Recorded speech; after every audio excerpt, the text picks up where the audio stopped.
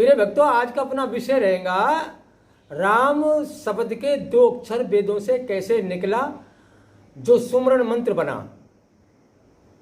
तो सुमरण मंत्र बना, इसका मैं प्रमाण देना चाहता हूं आपको कि राम शब्द से किसने सुमरण किया। कि राजा दशरथ के राम तो हुए भी नहीं, उससे पहले नारद जी ने जो जंगल में रत्नाकर नाम का डाकू था, जो लोगों को लूटता मारता पाप करता, उसको ये शब्द दिया था कि आप राम जपा करो जिससे तुम्हारे पापों का हरण हो जाएगा।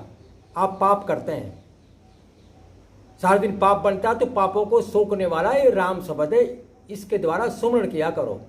तो उन्होंने कहा मेरे से राम नहीं मुड़ता, मैंने तो लोगों को मारा मारा करी। तो उन्होंने कहा तो चलो मरा मरा मोड़ दिया करो। तो मरा मरा मोड़ करके मरा शब्द जब सीधा होगा तो राम हो जाएगा। तो उन्होंने मरा मरा सुमरण किया तो सीधा राम हो गया। तो उससे उनका पापों का हरण हो गया। पापों का हरण होने के बाद में वो वाल्मीकि जी कहलाए, रत्नाकर डाकू वाल्मीकि जी कहलाए। और राम राजा दशरथ के राम हुए भी नहीं थे, उससे पहले उन्होंने राम का चरित्र लिख दिया। ऐसे ऐसे राजा दशरथ के पुत्र होंगे और ऐसे उनको ऊपर वन में जाएंगे। तब वहां ये चौपाई तुलसीदास जी ने लिखी, उल्टे नाम जपा जग जाना वाल्मीकि भय ब्रह्म समाना। उल्टे नाम जपा जग जाना वाल्मीकि भय ब्रह्म समाना। उल्टे नाम जपा जग जाना वाल्मीकि भय ब्रह्म समाना।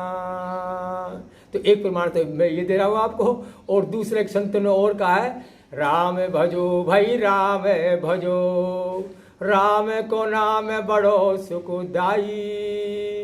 या चोर हड़े ना मोर चुगे, ना बाट सके सगो भाई।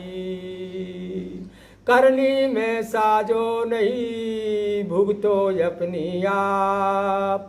भाई चाहे बेटो हो चाहे बाप। राम भजो भाई राम भजो, राम को नाम बड़ो सुखदाई। आए चोर हड़े ना मोर चुगे, ना बाट सके सगो भाई। एक संत ने और लिखा है, ओम नाम सबसे बड़ा, इसे बड़ा न कोई। जो सुमरन करे ओम का, शुद्ध आत्मा हो। ओम नाम सबसे बड़ा, इसे बड़ा न कोई। जो सुमरन करे ओम का, शुद्ध आत्मा हो। धन चावे तो धर्म करो, मुक्ति चावे रट राम।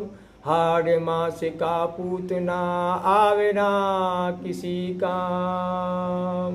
देखो यहाँ पर भी ये संत ने क्या कहना चाह रहे हैं हमसे कि ओम नाम सबसे बड़ा होता है, इससे अंतकरण साफ होता है, आत्मा शुद्ध होती है।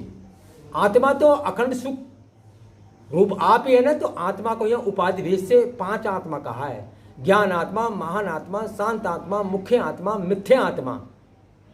तो ज्ञान आत्मा बुद्धि को बोलते हैं, बुद्धि को शुद्ध करना है। ओम नाम से बुद्धि शुद्ध होती है, यानी कि अंतकरण शुद्ध होता है। अंतकरण में चित्त मन बुद्धि अहंकार, इसको अंतकरण कहा है हमारे महापुरुषों ने। मुक्ति के लिए राम की बात कहिए, ओम नाम से अंतकरण साफ होगा और मुक्ति के लिए राम रटना पड़ेगा। जो कण कण में रमा हुआ उसका लक्ष्य बना के सुमरण करना पड़ेगा अपन को। और ओम में 5 मात्रा होती है ओम की। तो ओम से किस किस का सुमरण होगा? ओकार ओकार मक्कार, इकार रुकार। ओकार ब्रह्मा, ओकार विष्णु, मक्कार शिव जी, इकार ईश्वर जैसे राम कृष्ण। और रुकार, रुकार मतलब आत्मा ब्रह्म, यानी कि 84 लाख योनियां, उसमें सारे 33 करोड़ देवताएं आ जाते हैं। जब ओम शब्द उच्चारण करते हैं ना तो सारा 33 करोड़ देवता का सुमरण हो जाता है। तो इससे हमारा अंतकरण साफ होता है। लेकिन हमको मुक्ति चाहिए ना, तो मुक्ति के लिए राम रटना पड़ेगा। इसीलिए यहाँ ब्रह्म के समान और रत्नाकर डाकुर जी हुए, जिनका नाम वाल्मीकि जी पड़ा। तो ये प्रमाण मैं आपको दे दिया। लेकिन 2 अक्षर राम वेदों से कैसे निकला, वो प्रमाण आप और सुनिए। वेदों से कैसे निकलेगा 2 अक्षर राम? तो इसके लिए अपन 4 वेद है, अपने 5 तत्व हैं, ईश्वर माया 2 है, 8 वसु हैं। एक गणित है वेदों से निकला हुआ कि माया हटाने के बाद में शेष 2 अक्षर बचते हैं। माया का मतलब ये शरीर, और शरीर में से जो रमा हुआ है ना राम, वो निकल जाता है, वो कभी नष्ट नहीं होता। ये 5 तत्व का शरीर, ये तो 5 तत्वों में विलीन हो जाएगा, लेकिन जो रमा हुआ है वो विलीन नहीं होगा, वो सूक्ष्म लोकों में चले जाएगा और वहां से कर्म के आधार पर दोबारा चालू हो जाएगा। अगर हम राम शब्द का सुमरण करेंगे, गुरु मंत्र का सुमरण करेंगे, अंत समय में शरीर छूटते दिखे तो ये सनातन परम धाम में जाएगा, जहां अखंड सुख की प्राप्ति होती है, आवागमन से रहित हो जाता है, वहाँ जन्म मरण से रहित हो जाता है। उसी के लिए साधु संत प्रयत्न करते हैं कि अंत मता सौगता, अंत में मता सौगत है। जैसे अंत में अगर शरीर छूटते दिखे, राम शब्द का सुमरण करते हुए निकला है, गुरु मंत्र का शब्द का सुमरण करते हुए निकला, तो ये सनातन परम धाम में जाएगा। तो ये वेदों से निकला हुआ मंत्र कितना अक्षर का किसी वस्तु का नाम हो, उसमें से गुणा भाग करने के बाद में शेष 2 अक्षर ही बचते हैं। जैसे आपका नाम कितना अक्षर का है, 5 अक्षर का है, 4 अक्षर का है, 3 अक्षर का है, कितने अक्षर का नाम हो। जैसे उदाहरण तौर से आपका नाम राम सिंह है, तो राम सिंह में 4 अक्षर आते हैं ना, तो 4 अक्षरों को 4 वेदों से गुणा करो, 4 चौका 16, 16 में 5 तत्व जोड़ो, 16 और 5 21, 21 को दुगुना कर दो 42, 42 में 8 वसुओं का भाग दो, 8 पंजे 40, शेष 2 बचे।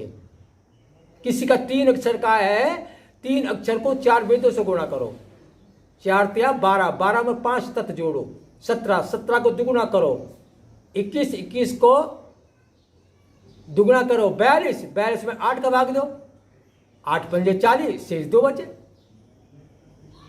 किसी का 6 अक्षर का है, तो 6 अक्षर को आप 4 वेदों से गुणा करो, 6 चौका 24, 24 में 5 तत्व जोड़ो, 29, 29 को दुगुना करो, 58, 58 में 8 का भाग दो, 8 7 56, शेष 2 बचा। इसी तरह से माया हटाने के बाद में शेष 2 अक्षर बचते हैं जो कभी नष्ट नहीं होते, जिनको रमा हुआ राम कहते हैं। आत्मा राम, आत्मा हटाने के बाद में जो सबके अंदर रमा हुआ है, कण कण में रमा हुआ है, जो कभी नष्ट होने वाला नहीं। इसलिए राम की महिमा है संसार में, राम भजो, जो सबके अंदर रमा हुआ है उस राम। तो ये वेदों से निकला हुआ, इसलिए 2 अक्षर राम की महिमा हुई। गुरु वशिष्ठ ने राजा दशरथ का बड़े लड़के का नाम राम रखा।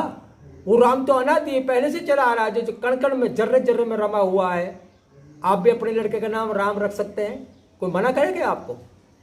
लेकिन राम तो वास्तविक राम है ना, वो तो कण कण में रमा हुआ, जो सब में रमा हुआ उसको राम कहते हैं। एक प्रमाणित संत कबीर साहब हुए हैं, तो कबीर साहब ने भी अपना प्रमाण दिया है यहाँ 2 अक्षर बचाने का। क्या कहा उन्होंने कि उन्होंने वेदों का अध्ययन कर लिया, 52 अक्षर में 4 वेद लिखे गए थे। उन्होंने कहा 4 वेदों की रचना 52 अक्षर में हुई है। उन 4 वेदों को मैंने अच्छी तरह से अध्ययन कर लिया है, लेकिन इनमें से 2 अक्षर हैं जो हमारे काम के हैं, उनको ले लूँ मैं, यानी कि राम।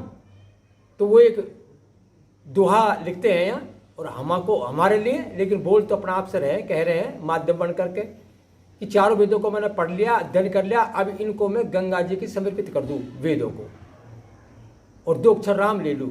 तो क्या बोला उन्होंने? कबीरा पढ़ना बंद करो, पुस्तक दे बहाई, 52 अक्षर शोध के रे और मैं चितलाई।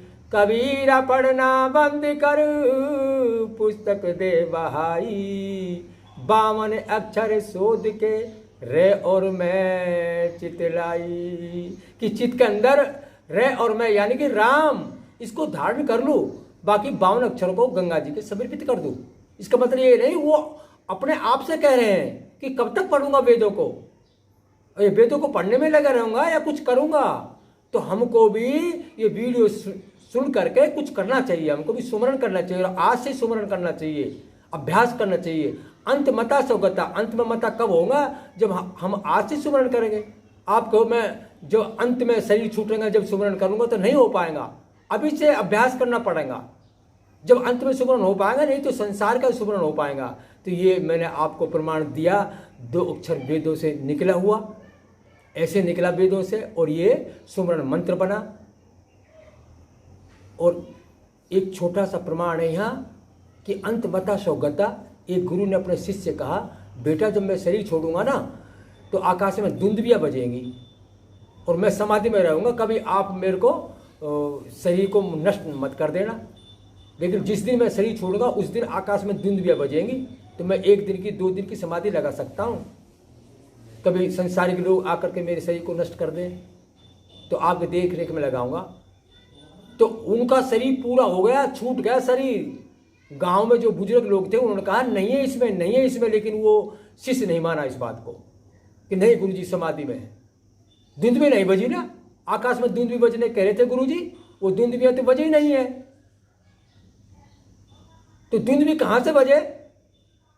जब 3 दिन बाद समाधि में से क्या कि जहां गुरुजी का आश्रम था उसके ऊपर एक झाड़ी में बेर पकड़ा था, झाड़ी। तो उनकी वृत्ति उस झाड़ी बेर में चली गई, तो उसमें कीड़ा बन गए वो, और कीड़ा बन के बेर को खाने लगे।